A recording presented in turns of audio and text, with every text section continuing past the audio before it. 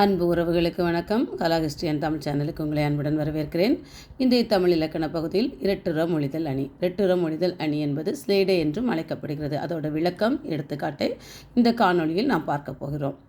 விளக்கம்: இரட்டுற மொழி அணிதல் என்பது ஒரு சொல் அல்லது ஒரு சொற்றொடர் இரண்டு பொருள்படும்படி பாடுவது இரட்டுற மொழிதல் அணி என்று அழைக்கப்படுகிறது. ஒரு சொல்லு இல்லைன்னா ஒரு சொற்றொடர், ஒரு தொடர், இரண்டு பொருள்பட, ஒரு தொடர் தான், ஒரு சொல்லு தான், ஆனால் அதில் இரண்டு பொருட்கள் இருக்கும். ரெண்டு பொருளை அதில் கூறியிருப்பாங்க, ஒற்றுமையை கூறியிருப்பாங்க. அதுதான் ரெட்டுற மொழிதல் அணி.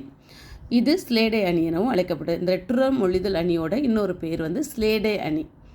பாருங்கள், எடுத்துக்காட்டு பாருங்கள். இரட்டு என்றால் முதல்ல இரண்டு. ரெட்டு என்றால் என்ன பொருள்னா இரண்டு. மொழிதல்னா கூறுதல் அல்லது பாடுதல். அதனால தான் இதுக்கு ரெட்டுற மொழிதல்னு பேர் வந்திருக்கு. இப்போ எடுத்துக்காட்டு பார்ப்போம். பாருங்கள், ஓடும் இருக்கும் அதன் உள்வாய் வெளுத்திருக்கும். ஓடும் இருக்கும். இப்போ இதில் ஒரு பொருளில் நம்ம படித்தோன்னா இதை ஓடும் இருக்கும் அதன் உள்வாய் வெளுத்திருக்கும். இன்னொன்றில் படித்தோன்னா ஓடும் இருக்கும் அதன் உள்வாய் வெளுத்திருக்கும். இந்த சொற்றொடர்களை எதோட ஒப்பிட்டிருக்காங்கன்னா தேங்காய்க்கும் நாய்க்கும் ஸ்லேடையாக கூறப்பட்டிருக்கிறது. இது ஒரு தொடர், ஒரு வார்த்தை, ஆனால் இரண்டு எண்ணத்துக்கு கூட சொல்லியிருக்காங்க. ரெண்டு பொருளுக்கு கூட இது ஒப்புமைப்படுத்தி சொல்லியிருக்காங்க. ஒன்று தேங்காய், இன்னொன்று நாய். தேங்காய் பாருங்கள், தேங்காய்க்கு மேலே என்ன இருக்கும்? ஓடு இருக்கும்.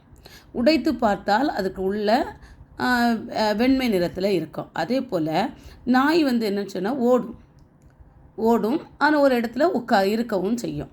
அதான் ஓடும் இருக்கும். நாயோட வாயை பார்த்தோன்னா வெள்ளையாக தான் இருக்கும், வெளுத்து தான் இருக்கும்.